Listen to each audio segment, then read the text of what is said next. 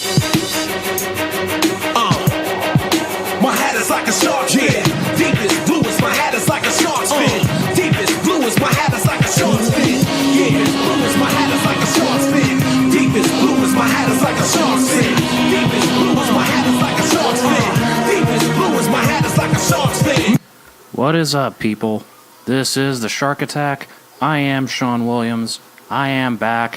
First and foremost, to get a little serious here, to those that sent the nice comments for when I said why I was, well, kind of AWOL and having trouble getting this thing on due to my problems with anxiety and depression that I deal with. To those of you that said that, I want to thank you from the bottom of my heart. I appreciate that. And really, that's all I can say is, there are really no words I can say to thank you guys enough for that. So, that being said, a couple of changes that are going to be taking place with this show from now on. One thing is each segment is going to have, it's going to be one certain moment that for each segment, and in between you'll have me talking about my own 2 cents on other stuff in wrestling. And also, Shark Fiction and From the Mouth of the Shark has, kind of merged, I guess you could say. Because from now on my Facebook group, what I do for Shark Fiction will be titled From the Mouth of the Shark, and I will be writing that down on my Facebook group titled The Shark Attack. So you can find my stuff on there. And recently I did From the Mouth of the Shark talking about evolution, which I thought, you know what, those ladies earned it, and it truly was a remarkable show on their part.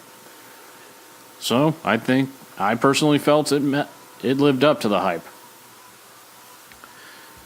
Now you want to talk about something that didn't live up to the hype, at least in my opinion, or in this case, live up to the controversy, is Crown Jewel.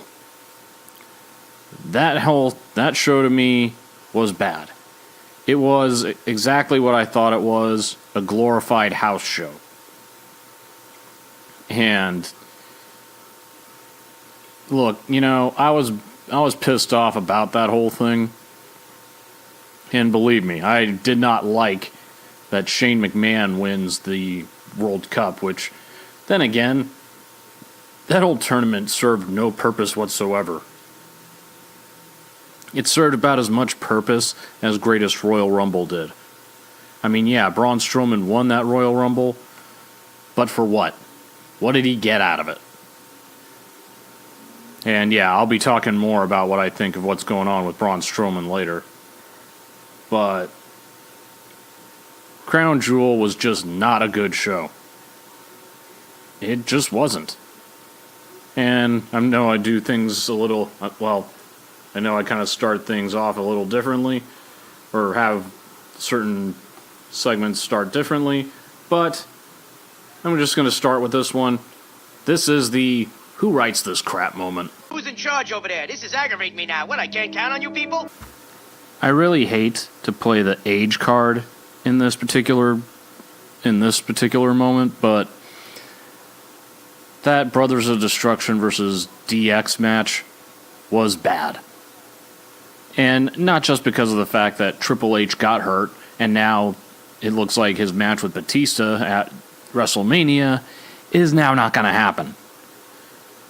But just the poor communication, the botched spots, like Taker and Kane not taking the moonsault from HBK very well, and HBK busting his mouth open.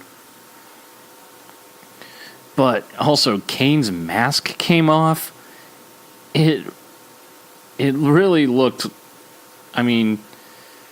say this about Shawn Michaels. He's still in phenomenal shape, even at his age. I'm not taking anything away from him about that. Triple H is probably in the best shape out of all 4 of those guys. But this was just a train wreck. This is a match that nobody really asked for. And this is probably also a match that really we should not have gotten. I mean, and I know my friend Brian Waters said that this was catered to one audience.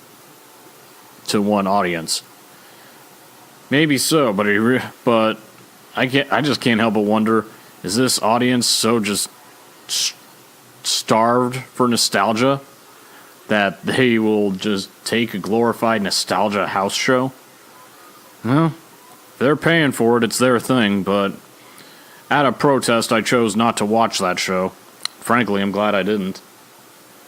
But in all seriousness, Triple H wouldn't have gotten injured if you didn't have that match, which clearly the chemistry just seemed off, and the fact that you had to have him with one arm basically carry that match, that doesn't spell well for you. So, that people, is my who writes this crap moment. And people, as we go into the next segment, this is one that I've been wanting to talk about for quite a while. And I know I said that I would have kind of in-between stuff, but this one kind of deserved its own segment. So, ladies and gentlemen, this is the feeding frenzy moment of the night. You're going to need a bigger boat. You know, I've had a long time during the little hiatus that however you want to call it, regarding Roman Reigns and that whole situation. In all honesty, as much as I may have criticized the fact that he had been pushed to the moon, you never want to wish something like that on anybody. And the fact that he's battled this for 11 years, I don't envy what he's had to go through. I don't envy that while he's still young, he still hasn't hit his prime yet, and still trying to become the best. The fact that he's had to relinquish the belt because it's now resurfaced and he has to battle it once again. First off, I liked the fact that the crowd didn't boo Roman Reigns. In fact, I think that when they were chanting, "Thank you, Roman," that was as good as it gets. I mean, they're not going to they're not going to cheer the fact that a guy is having to walk away to battle leukemia. But I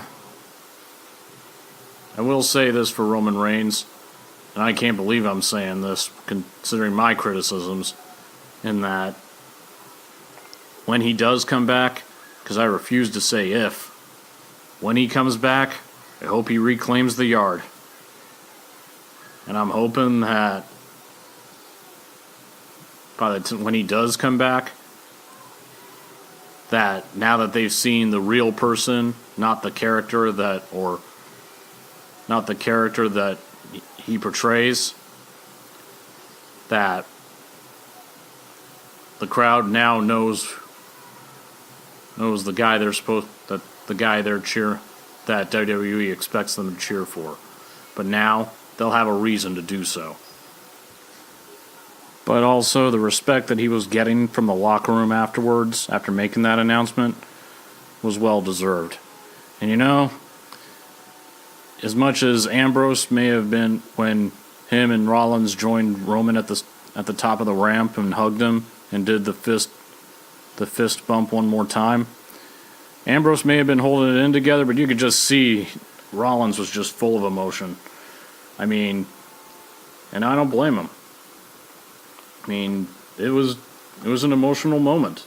You never want to see a guy walk away like that.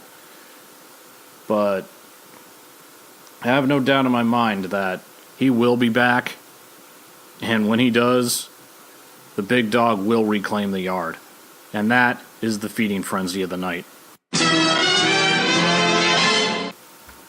Shout out to my friend Brian H. Waters. Make sure you check out his show, Break It Down with Brian H. And of course, check him and Dwayne Allen out on the Wrestling Realm on YouTube. Also on Podbean and SoundCloud, and I believe on Spotify, and as well as iTunes.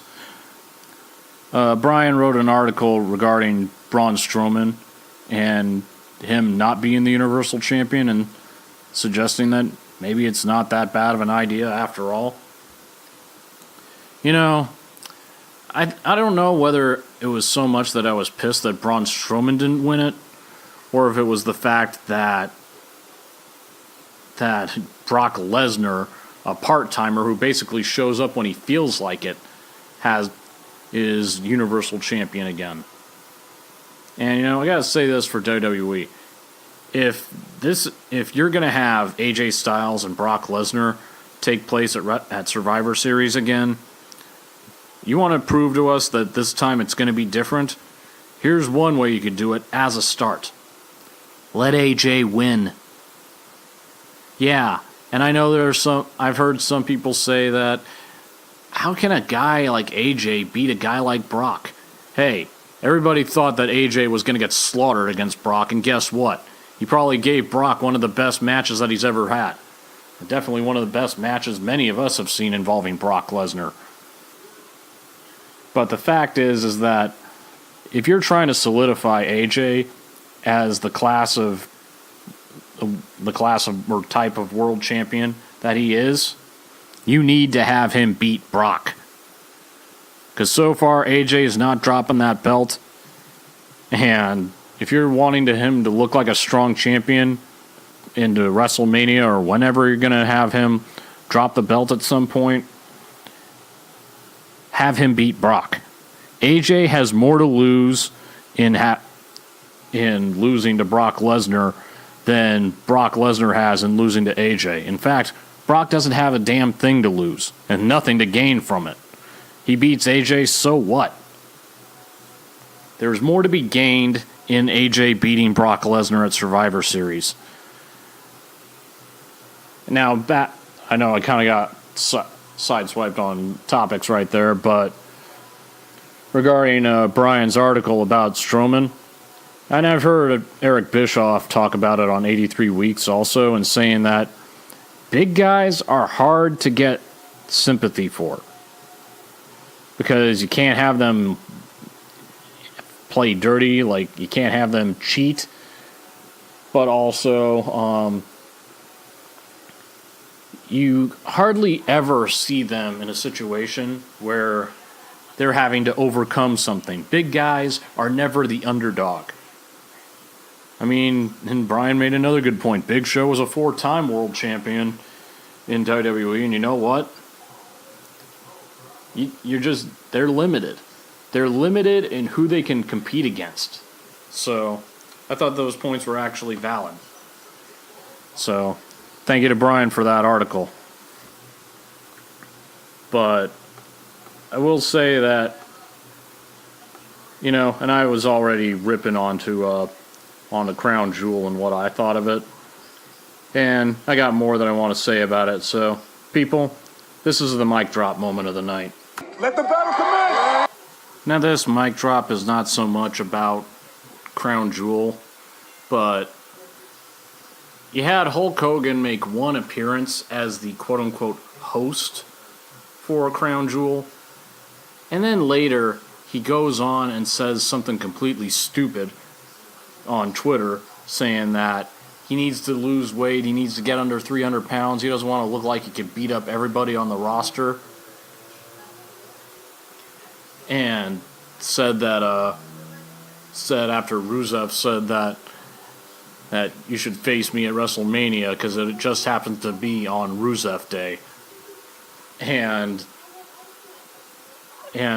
Hulk Hogan not only responds saying, "You're just like any other giant that I've taken on," and even adds that when he beats him, he'll have a new manager, and even went hashtag Crusher Mania, presuming that he would take Lana from Rusev. Seriously, Hogan? That's what you do? This is your first appearance back after WWE finally reinstated you, and you go and say something completely stupid like this? All due respect. What are you thinking? And I can guarantee you, while not everybody is chanting for one more match from you. Now, look, you made your appearance, but you need to remember, you're still on shaky ground because half of that roster, after your remarks from back then, some of them are still not quite so forgiving. And presuming that you would steal a guy's wife, that's not going to help you. So, all due respect, Hogan, you need to just watch yourself in what you say, because WWE may be giving you a second chance. I don't know if they would give you a third chance. And that's my mic drop of the night. You know, not everything was bad from wrestling this week. I liked Nikki Cross being called up and rejoining Sanity. And that girl really displays the bat out of hell crazy character too well. I also think WWE has given up on trying to get any heat for Becky Lynch. I guess they figured, you know what, the crowd's going to cheer for her no matter what we do, so just screw it. I really don't think they're even trying to get her hated on. And I guarantee you, heading into the match with her and Ronda at Survivor Series, I think you're still going to have more people cheering for Becky more than Ronda. I just do.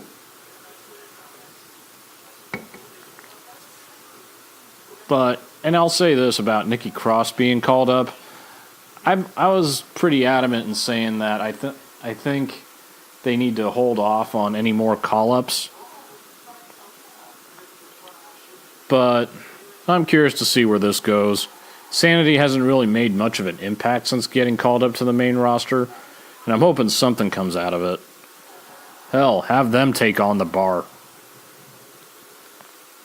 But we'll see what happens. And of course, I mean, I'm happy about the reports I'm reading about Drew McIntyre, that apparently WWE has big plans for him. The guy just radiates talent and world champion. He's a much different guy than he was his first run in WWE. He knows how to talk, he knows how to work in the ring, and I can't wait to see the day where he ends up with a Universal or the world title on his shoulder or waist. And, you know, and last but not least that I wanted to talk about, you know, they're, of course, with WWE basically hitting the reset button on certain things, Dean Ambrose's heel turn, which, honestly, I don't think you could have picked a better time to do it than on the night when Roman had to walk away, and you had him and Rollins win the tag team titles, only for Ambrose to just demolish him afterwards. And from what I'm seeing, it's working. They hate Ambrose, but they love Rollins. And this time you're having Rollins as the face, and I think this may be the thing that kind of ignites a new fire in Seth Rollins, who has kind of just been hovering around since WrestleMania when he took on Triple H. And from a heel turn to a face turn, maybe there is something to be seen with this face turn for Elias. I mean, let's face it, the guitar gimmick was getting over, and he knows how to get heat. We know that. They can always go back to it, but the people are into him. They like to, well, so to speak, walk with Elias. So I'm still hoping that at some point we get at least an Intercontinental title run out of the guy, but we'll see what happens. I mean, like I said, overall this is uncharted waters for WWE right now. They're in a tricky situation right now, and it'll be interesting to see where they go. Anyway, people, I'm going to wrap this up tonight. I just wanted to make sure that I got a show in for you guys. We'll definitely be back at full strength next episode, and definitely going to have this thing going on more regularly. I want to thank you guys for listening. This has been the Shark Attack. I am Sean Williams, and I am out of here. He was born perfect. And just like the great white shark, this guy has never had to evolve.